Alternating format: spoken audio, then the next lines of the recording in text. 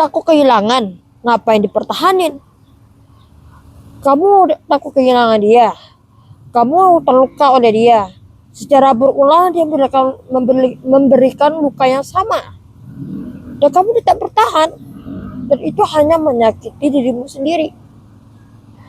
Dan pola itu akan terus berulang. Dan aku pernah mengalami hal itu. Waktu masa aku kuliah dulu, aku mengalami hal yang sama. Yang mana waktu itu aku pernah disakiti. Sebelum aku cerita lebih jauh, aku cerita dari awal aku berteman dengan dia. Dia tinggal di perumahan, dia satu tetangga dengan aku. Aku kuliah, sedangkan dia masih anak sekolahan. Umurnya 18 tahun atau 16 tahun lah, anak SMA. Namanya aku samarin, namanya Anissa. Aku dan Anissa dia berteman baik. Kami benar-benar berteman baik. Lalu tiba-tiba aku selalu memenuhi keinginan dia gitu. Aku berusaha ngikutin apa yang dia mau. Maaf ya, pilek. Kondisi lagi kurang membaik. Oke, next kita lanjut ya. Aku dan Anissa itu sangat dekat. Kami bersahabat begitu dekat.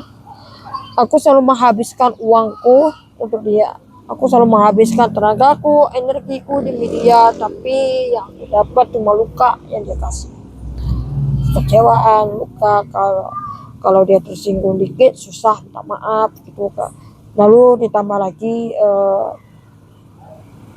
bisa dibilang aku mulai sadar kalau aku dimanfaatin sama dia.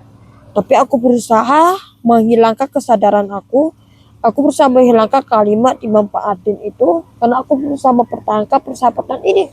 Karena aku sayang banget sama dia, bukan karena cinta, tapi aku sayang banget sama dia sebagai sahabat. Tapi lambat laun itu hanya menimbulkan rasa kecewa. Rasa kecewa itu terus datang, luka itu terus datang yang telah dia buat. Dia ngeremehin aku, semacamnya. Lalu tiba-tiba aku dapat cerita kalau dia ngomongin aku dari belakang.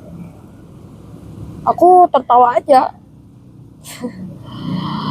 Lalu aku berusaha mempertahankan persahabatan aku dan dia.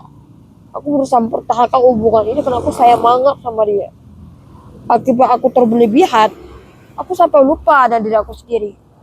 Akhirnya lambat laun aku sadar, gak seharusnya kita terlalu berlebihan mengejar orang yang sama sekali tidak peduli dengan kita. Ngapain? Itu buang energi. Dan akhirnya aku menyadari itu, ya akhirnya aku cut. Aku memutuskan untuk tidak berhubungan lagi dengan dia. Lagi pula dia udah berubah. Waktu aku ngechat dia di WA, balasannya cuma oh gitu doang. Pas aku lagi nanya kabar dia, ya cuma oh aja. Sedih sih, sakit sih. Padahal kami berteman lebih 2 tahun, 3 tahun, 4 tahun. Bahkan lebih 10 tahun. Tapi cuma ini yang aku dapat. Cuma ini yang aku dapat setelah aku berteman dengan dia.